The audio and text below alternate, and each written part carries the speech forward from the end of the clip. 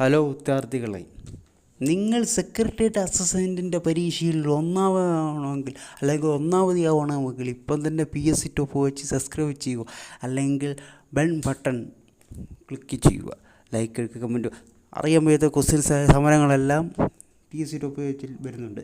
അപ്പം പ്ലാച്ചിമേടയിലെ കൊക്കക്കോള വിശുദ്ധ സമരമാണ് ഒന്നാമത്തത്. അപ്പം അത് 2002 കേരളത്തിലെ പാലക്കാട് ജില്ലയിൽ നടന്നൊരു സംഭവമാണ്.